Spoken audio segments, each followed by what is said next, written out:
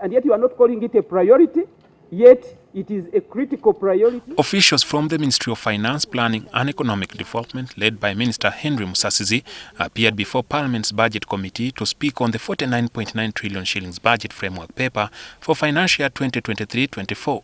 They say that despite the economy taking a hit from the global effects of COVID-19 and the war in Ukraine, which resulted in inflation rising to 10% and the rising interest rates, the local economy is projected to rebound in the period by a 6% economic growth rate, up from 5.3%. Even the global trend and Sub-Saharan African trend of slowing down, really what magic will Uganda use in isolation to realize such economic growth? I really doubt that this is really possible. Shouldn't we be worried that this is a very fragile budget, which actually we may not be able to achieve? What is it that is giving you the confidence that our economy is very resilient? It will be able to withstand the world economic shocks. The indication of the Ministry of Finance is that the global economic growth rate is projected to return to 2.7% from the current 3.2%. The Permanent Secretary and Secretary to Treasury at the Ministry of Finance, Ramadan Gobi, expressed confidence on the resilience of the local economy and the agricultural sector.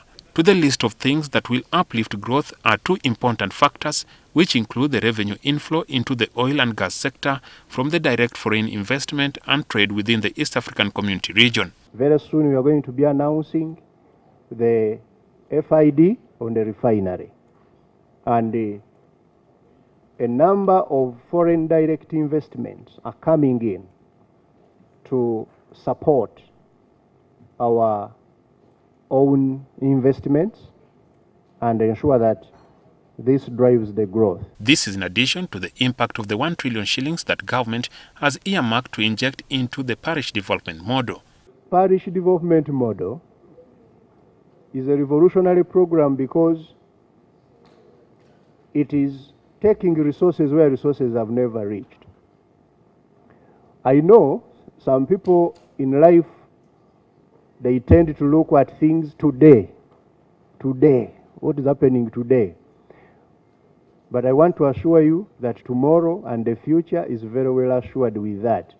In the same way, the MPs were skeptical about the locally generated revenue, which the government shows to have expanded, but there are challenges in financing programs.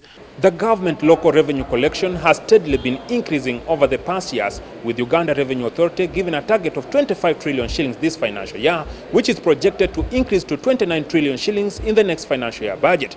Much as this is the case, so has the debt stock increased to 79 trillion shillings. This much to the concern of the members of parliament, who say it should rather have been decreasing. Why do you reborrow?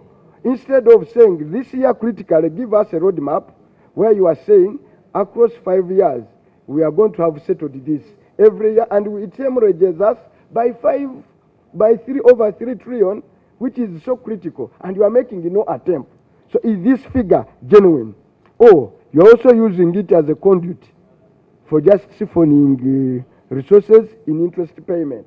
Gobi indicated that there has been growth in the collected revenue, so have the needs and development programs multiplied. Jackson Onyango, reporting for NTV at Parliament.